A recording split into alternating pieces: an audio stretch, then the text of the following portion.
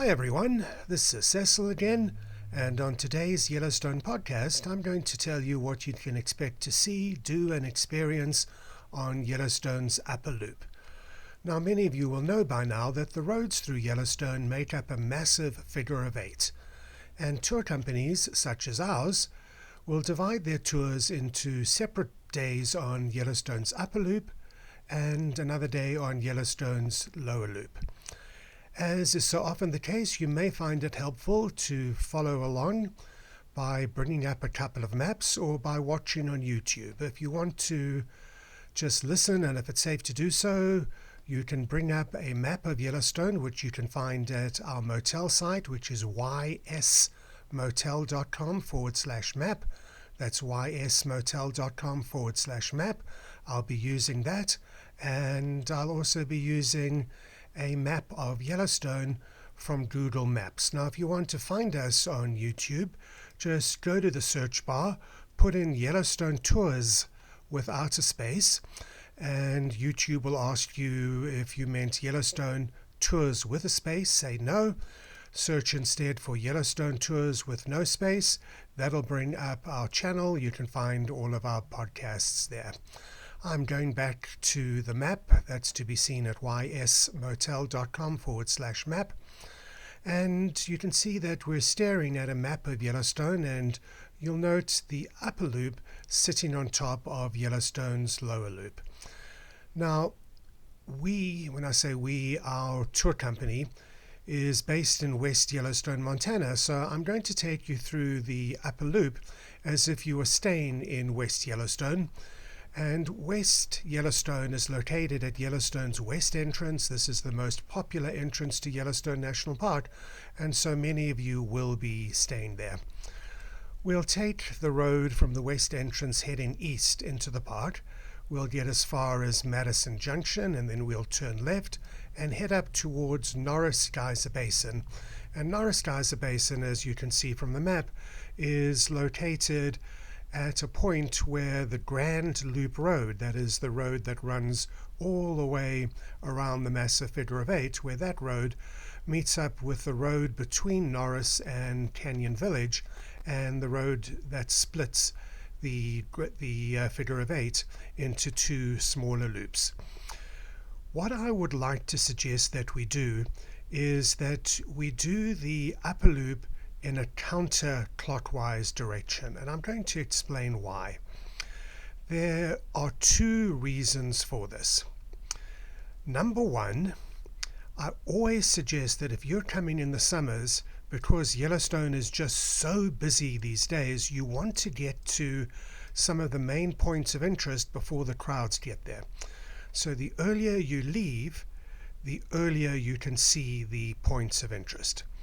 I'm just going to zoom out for a moment so you can see the figure of 8. In another one of our Yellowstone podcasts, as well as our virtual Yellowstone tours, we did the lower loop. What our tour company does, and by the way, you can find our tour company at yellowstonetours.net. That's yellowstonetours.net.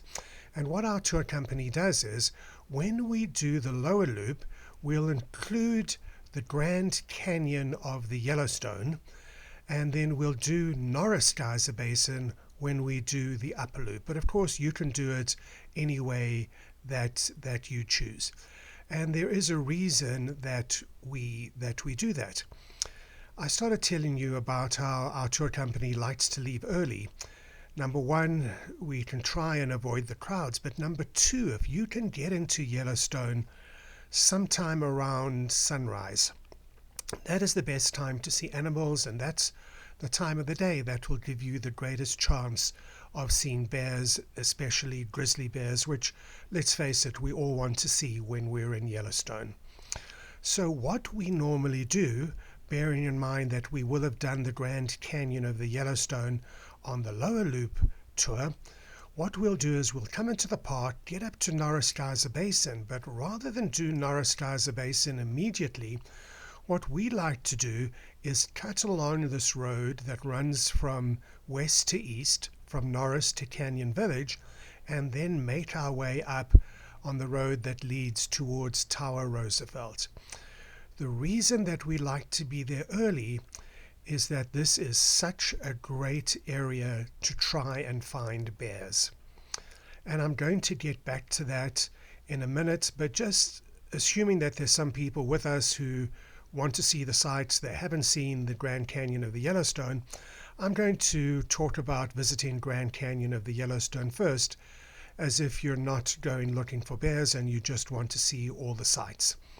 If you stay on the map that you'll see at ysmotel.com/map and go up to the top, you'll see that the National Park Service has been kind enough to put in close-up little maps of some of the main points of interest. Now, I know that I went through this on the Lower Loop podcast, so if you've already seen it, please just fast forward a couple of minutes. But for those of you who have not seen it, I'm showing you the road in red that comes from Norris Geyser Basin to Canyon Village. We'll turn right until we get to the last of the various roads that will access Grand Canyon of the Yellowstone, and this is the South Rim Drive. In my opinion, the South Rim Drive takes you to the most fantastic and beautiful viewpoint of the Grand Canyon of the Yellowstone, which is Artist Point. There are some wonderfully spectacular views at Artist Point. You'll also notice from the little dotted line that there's a trail that you can take, and you can see that trail in our virtual Yellowstone tour series in our YouTube channel. It's the South Rim Trail, and it's a very pretty little trail. You notice that there's another trail, Uncle Tom's Trail, which leads off the South Rim Trail. Just check to be sure that it is open. If you do plan on doing Uncle Tom's, it has been closed the last couple of years for safety reasons. Once you've done Artist Point, retrace your steps over along the South Rim Drive, go back across the Chittenden Bridge, and we'll retrace our steps, and we'll then come to another little road which takes us to an overlook of the brink of the Upper Falls. Unlike the trail down to the brink of the Lower Falls, this trail is pretty easy to do. It is steep on the way back, but it's not that long, and you do have stunning views from above the Upper Falls as you gaze down onto the brink of the Upper Yellowstone Falls. We'll then make our way back to the Grand Loop Road, and the next turnoff we can take is the North Rim Drive. There are numerous viewpoints of the Grand Canyon of the Yellowstone off the North Rim Drive, and we'll also notice a dotted line that you can take, and that is the North Rim Trail. That's a wonderful trail. One of our guides, Tisha, and I did that trail on the last day that Yellowstone was open, and there was snow all over the place, but it was just so awesome to be out there. Now you'll notice that there is a trail that leads down to the brink of the Lower Yellowstone Falls. We don't include that on our Yellowstone tours because it is pretty steep and it is kind of long, and some people struggle on the way back, but the views when you get to the bottom are awesome.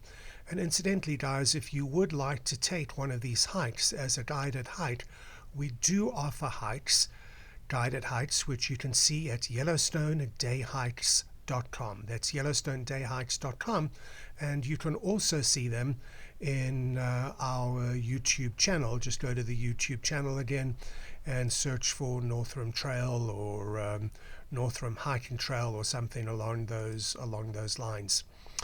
I'm going back to the map now. So let's assume that we are now looking for bears. We're out there, it's pretty early in the morning, and I'm switching to the map on Google Maps now, and I'm zooming in till we can see Canyon Village, and I'll zoom in a little bit more. This road is such a great road to see bears. We come up through the forest, and I don't know how many times I've seen bears along this stretch of road. In fact, one of the managers that we had at our motel some years ago literally stepped on a small cinnamon black bear. She didn't see that it was there, and I had to pull her away. before she did in fact touch it. So drive very slowly up this road. What I always like to say is somebody has to be the first one to see a bear. So unless you're driving and you need to keep your eyes on the road, the other people in the vehicle, keep your eyes peeled on the sides of the road. See if you can't be the first one to see that bear. We'll continue up along the road, and you'll notice on the map that there is a pullout called the Washburn Hot Springs Overlook. And what's interesting about this overlook, and it's one of several overlooks, is that there is one of those signs that the Park Service does such a great job of putting up, that tells you that you can see the eastern edge of the caldera from this point. Now, I don't know how many times I've stopped and looked out and tried to find the eastern edge of the caldera, but I just have not been able to see it. Maybe you'll have more luck than I will. You can see there's also some thermal features.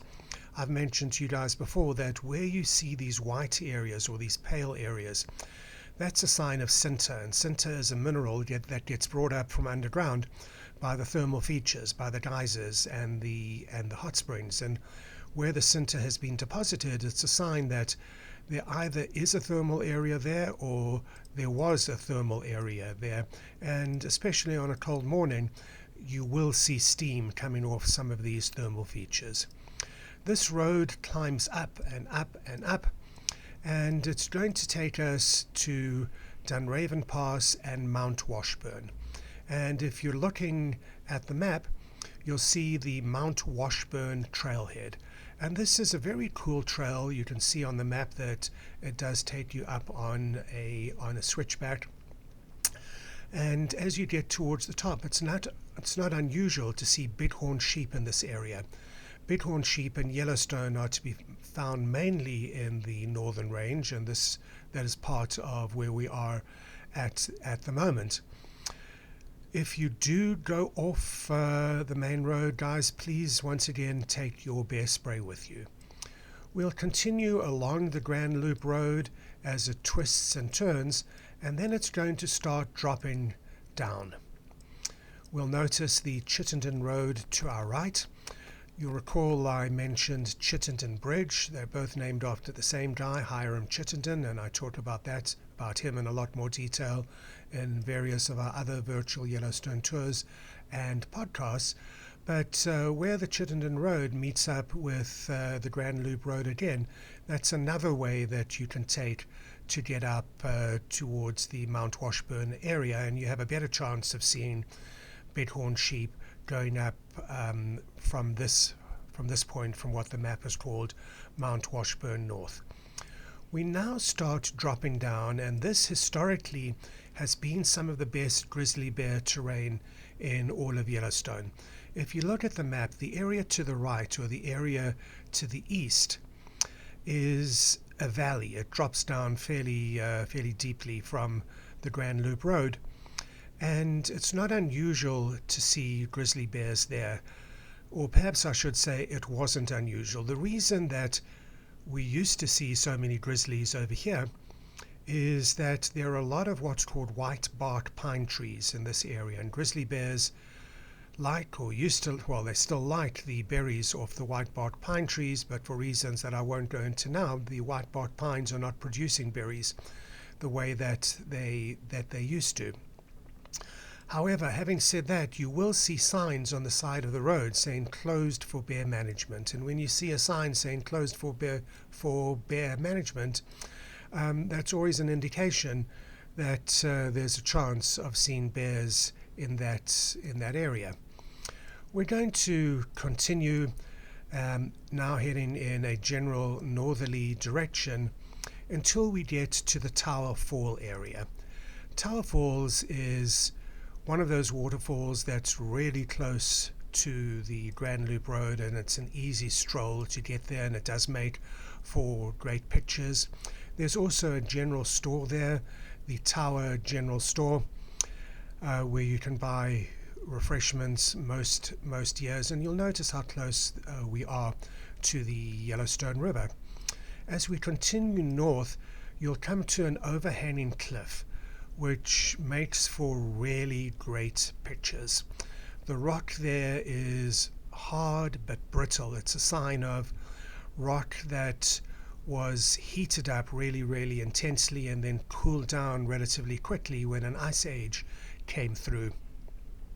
And you will get some wonderful pictures in that area, and there's also great views of the Yellowstone River from this part of the road.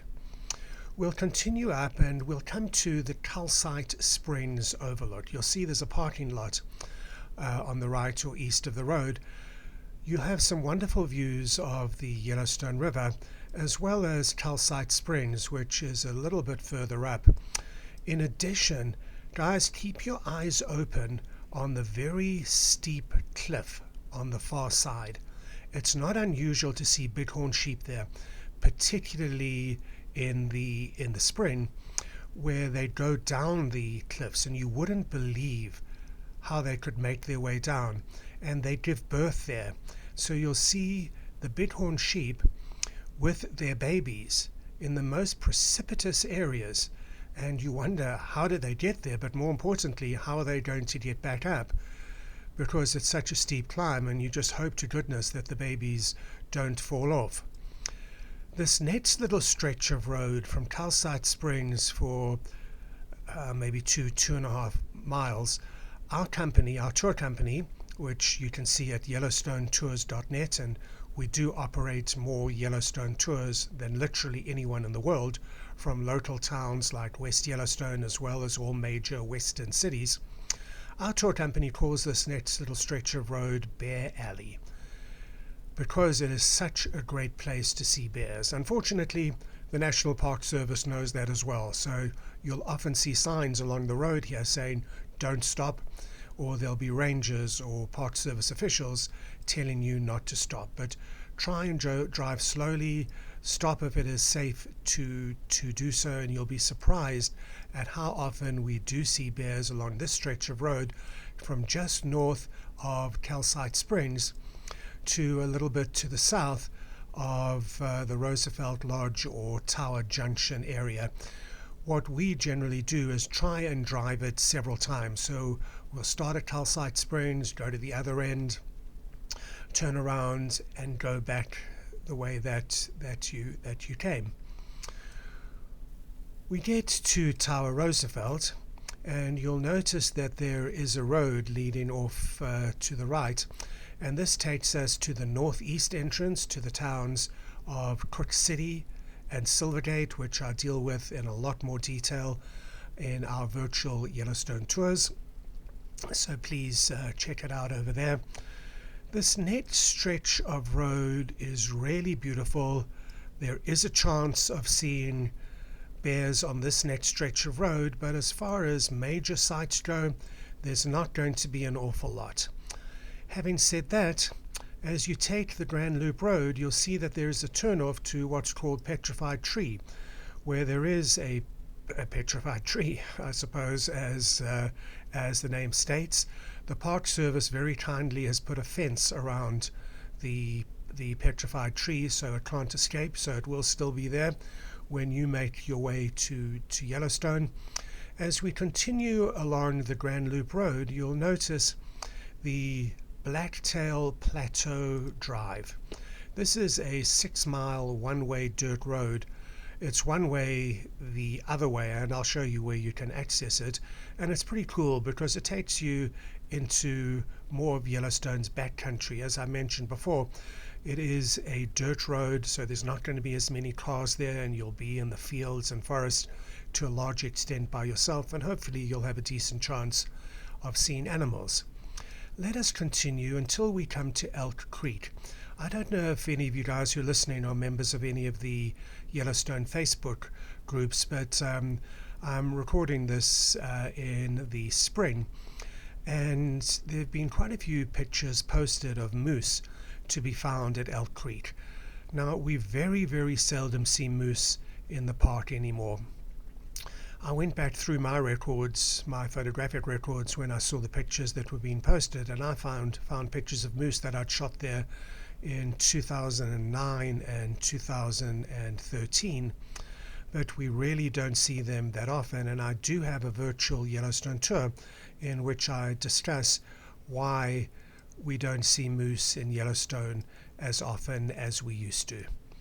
Continuing on the Grand Loop Road, if you're into this sort of thing, there's a trailhead that'll take you to the Hell Roaring area.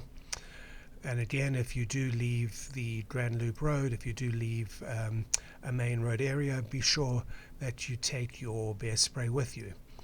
We'll continue up on the Grand Loop Road. I mentioned before that we do not infrequently see bears in this section of the park, particularly black bears. So if you're not driving, keep your eyes open for those as well. I've now come to the point where we can see where the Blacktail Plateau Drive originates. And this is where you would get off. You would, of course, if you took this section of road, miss the Grand Loop Road. If you do have time, though, I would be inclined to take the Blacktail Plateau Drive rather than do the Grand Loop Road, as long, of course, as you have a vehicle that you are comfortable taking along a dirt road. And remember that in Yellowstone, because of the snow in the road and the rain, you may come across mud and snow along the road, although there's a decent chance that the Park Service will close it if it is at all hazardous. On my map, I've stopped on an area called the Forces of the Northern Range, which is a pretty cool self-guided interpretive hike. And if you do have time, it's only half a mile long. It's located on the Blacktail Deer Plateau. It will tell you about the forces of nature that have molded the land around you. It'll also show you signs of showing the mountain ranges with the names of the peaks. So that is fairly interesting. We'll get back on the Grand Loop Road. We'll pass another couple of trailheads if you're into doing hikes. But once again, there's not an awful lot of grand sights to see here. I've stopped, I believe this is the Wraith Falls trailhead. Yep, it is the Wraith Falls trailhead, which will take you down to Wraith Falls, which is not that far off the road. Then we come to one of my favorite picnic areas in all of Yellowstone. This is the Lava Creek picnic area. So I've always said that this is what you need for a great picnic area. You've got to have one of those primitive restrooms. That's a must. You've got to have water. And because we're on Lava Creek, obviously we have water. And then you've got the beautiful trees all around, and it really is a wonderful picnic area. We'll see on the other side it says Lava Creek Tuff, and you'll notice that tuff is spelt in a rather unusual way, T-U-F-F. Tuff is a type of rock that's made from volcanic ash that has been ejected from a volcanic event during a volcanic eruption, and we'll see the tuff all over Yellowstone. If you're driving from, Norris Geyser Basin towards Madison Junction, just before you get to Madison Junction on your right, you'll see a little pullout, and it explains to you in more detail what tuff is, because those cliffs over there are made of tuff. We'll then come to a parking lot that is right next to the road. And I've never really been able to understand why these waterfalls, the Undine Falls, are not more popular. If you're looking at the map, you can see just how close the overlook is. And I'm just indicating on the map where the overlook is. You park your car, 20 seconds later, you're at the overlook. There's a couple of falls that make up Undine Falls, and it is well worth a stop. It's better to stop there in the afternoons or evenings if you have a choice, because of where the sun is, and that's when you'll get better pictures.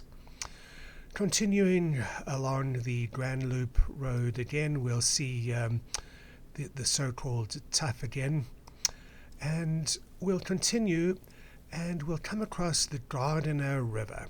There's this wonderful bridge that goes over the Gardiner River. Unfortunately, you can't see it, and the Park Service doesn't let you stop when you're on the actual bridge, but there are places from a little bit higher up, a little bit to the northwest, where you can see that bridge going over the river. Now this is going to take us up to Mammoth Hot Springs. Mammoth Hot Springs, as you probably know, is the park's headquarters.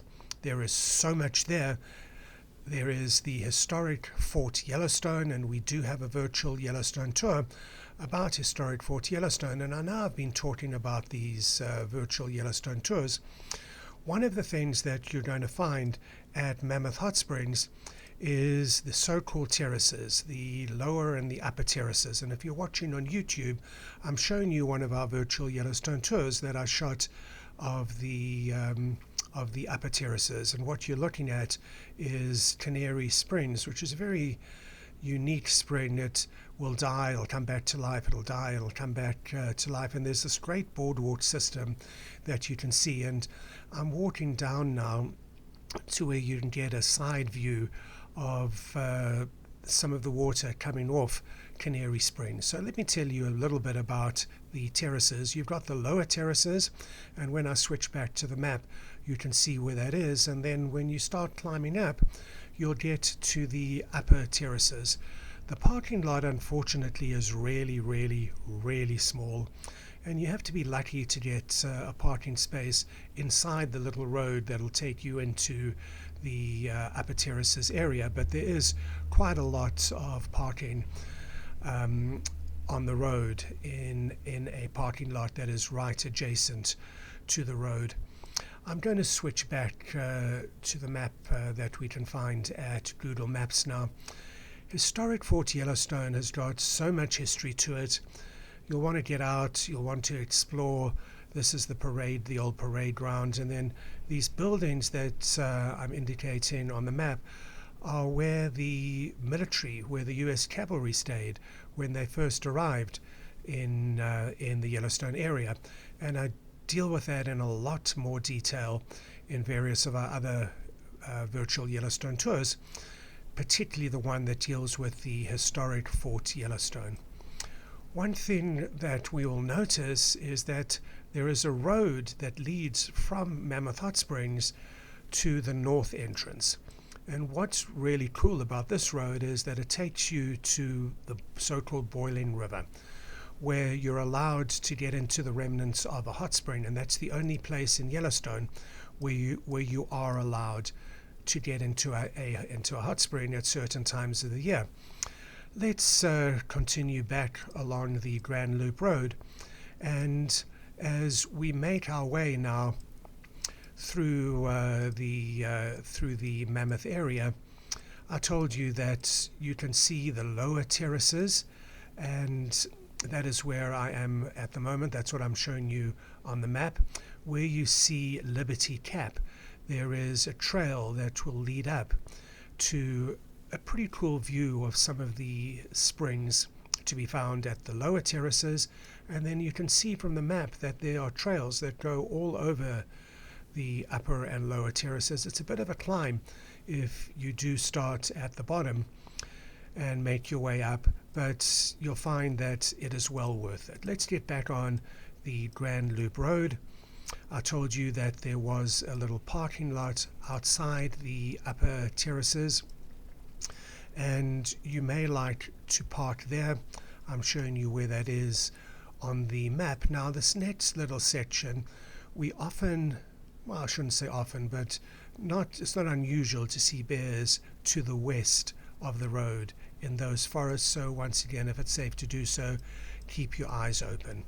We're going to start the climb out of the Mammoth area, and we're going to come to a couple of really interesting points, one of them man-made and the other one natural. You'll see on the map it says Golden Gate, and there is a pull-out over there where you can stop and take a look at what people who used to come here in the olden days used to find so fascinating, namely a wonderful feat of engineering. The mountainside here is really steep, and it took quite some engineering to get this road constructed. So people used to stop there and have a look at the way that that road was built and was engineered.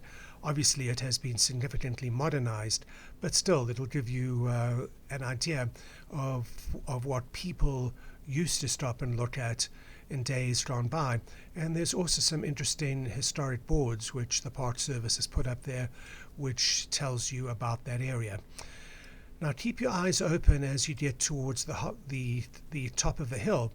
There is a pullout where it says Glen Creek on the map, where you can see rustic falls. I've always called them Glen Creek Falls, but they're more formally known as rustic falls, and that's a really cool little waterfall that's right next to the road that you generally can't see from the road. So make a point of stopping there. As we get to the top of the hill and the road flattens out, you'll find that there are areas that you can park both to the right, both to the east and to the west of the road. And there is a pretty cool trail here, the Bunsen Peak Trailhead. It loses quite a lot of altitude, it loses quite a lot of elevation on the way down. So please be aware of that. It's also one of the few areas where you're allowed to take your bicycle on a trail in Yellowstone. The trail that runs off to the left or to the west is generally a multi-day trail that will take you all the way over to Highway 191, which is the road that runs between West Yellowstone and the town of Big Sky.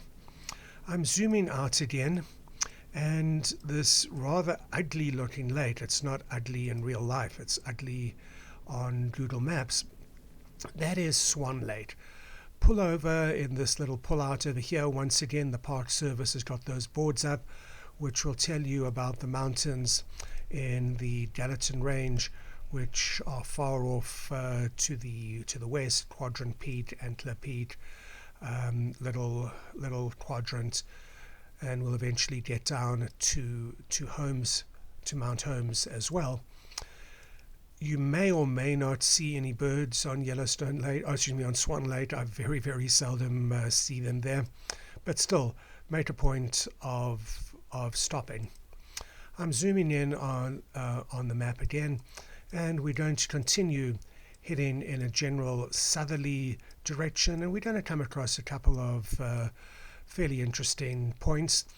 You'll see that there's a road that leads off to the east or to the left when you're heading south to Sheep Eater Cliff. I go into that in a lot more detail in various of our other virtual Yellowstone tours, but please be aware that it is there. The so-called Indian Creek campground is also there.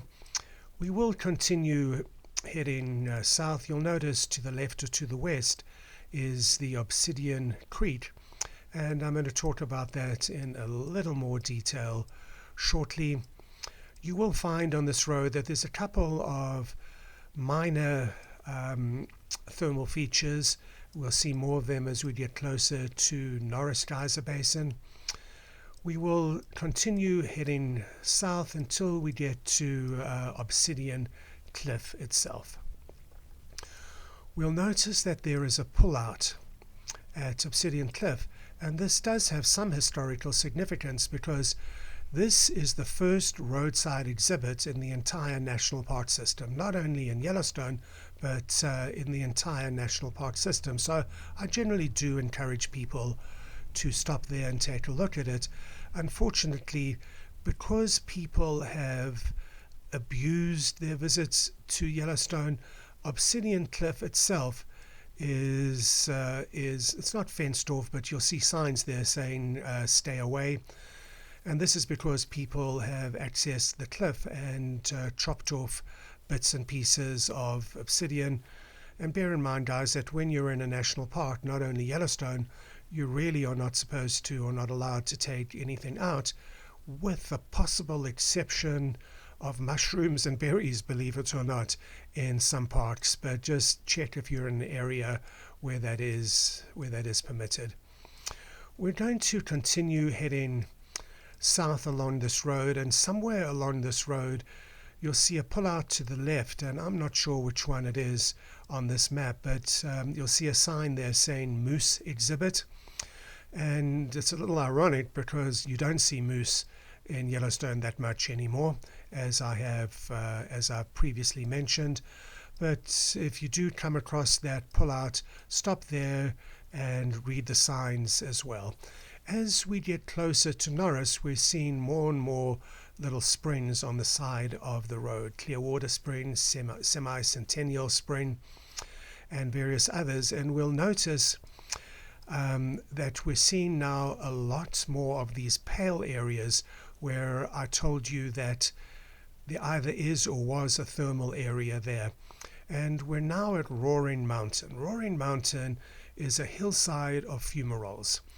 Fumaroles generally occur in elevated areas, so it's not surprising to see them on this hillside. And I talk about why that is once again in various of our other virtual Yellowstone tours.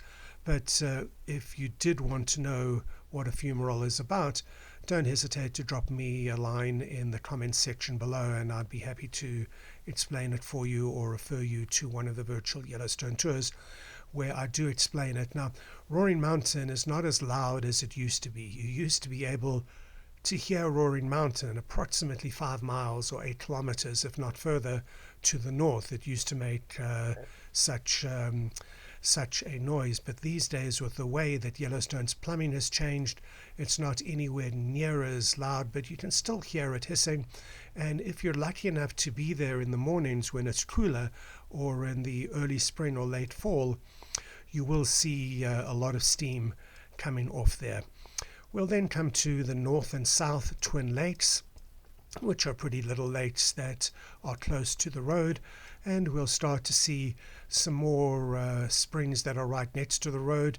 Now, when the Park Service redid this road a few years ago, they did a wonderful job of putting in new little pullouts so you can stop along the sides and actually take a look at the springs and take the little boardwalks that they have put in to some of the springs. We're going to continue heading south, and we'll arrive at Norris Geyser Basin. Norris Geyser Basin, actually before I get into Norris Geyser Basin, if we have a look to the right or to the east of the Grand Loop Road, we'll see the Museum of the National Park Ranger.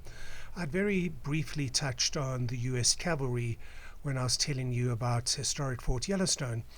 But the Museum of the National Park Ranger is housed in a building that used to be one of the outlying stations where the Army used to stay when they were protecting Yellowstone.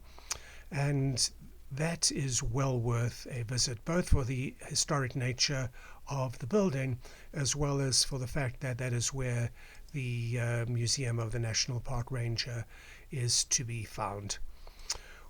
If I zoom out a little, or if I go to the other map that you can find on our site, ysmotel.com/map, and guys, if you're looking for a motel in the Yellowstone area, we do have a motel with great rooms and affordable rates, which you can see at ysmotel.com. So you can see we're now at the road that split up the gigantic figure of 8 into 2 loops. And we're now at Norris Geyser Basin. And I mentioned to you we prefer to do this on the way back, so if at all possible we can get to some of the best grizzly bear areas earlier in the day. So on our tours, which once again you can see at yellowstonetours.net, we would do the Norris Geyser Basin area now. There are actually 2 geyser basins at Norris. You've got Porcelain Basin and you've got Bat Basin. Porcelain Basin you'll come to if you make your way down to the Norris Geyser Basin Museum. You'll see that you can actually walk through the museum and come out the other side, and if you do access it that way, you'll be in Porcelain Basin, which is such a beautiful basin, especially if you're lucky enough to be there on a cooler day or in the early spring or late fall when there's a lot of steam coming off. Talking about a lot of steam coming off, as you make your way down, Google Maps isn't showing this, but there are some wonderful fumaroles right over here, which which you can't miss. Once again, they're on a hillside, and just after that, turn right, and that'll take you to the Porcelain Springs portion of Porcelain Basin. And there is so much thermal activity here. There's so much steam coming off. And you'll find that you'll get wonderful photographs or wonderful videos in this area. There's also some pretty cool pools. They're this blue color. I'm just zooming in so that you can see. Some of them are milky, some of them are a more pure blue. You'll make your way back down to the main part of Porcelain Basin. As you get to where you see Whirligig Geyser on the map, you'll see, and you can just about see it on the map. I'm going to zoom in to see if we can see it better. You can just about see this colorful area, and those are bacteria mats. The bacteria mats are generally where we stop and turn around on our tours and go back up. But if you have enough time, you can walk the entire loop.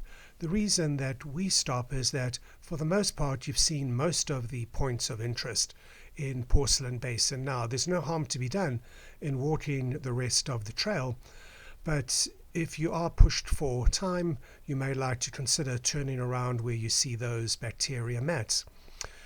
There's a number of ways that you can access Back Basin at Norris Geyser Basin. If you don't have a lot of time and you just want to see some of the highlights, what you may like to do is make your way back through that museum that I mentioned to you, and then as you come out the other side of the museum, maybe, I don't know, 15-20 yards up, you'll see another trail, and that trail will run off to your right, and what it'll take you to is Steamboat Geyser.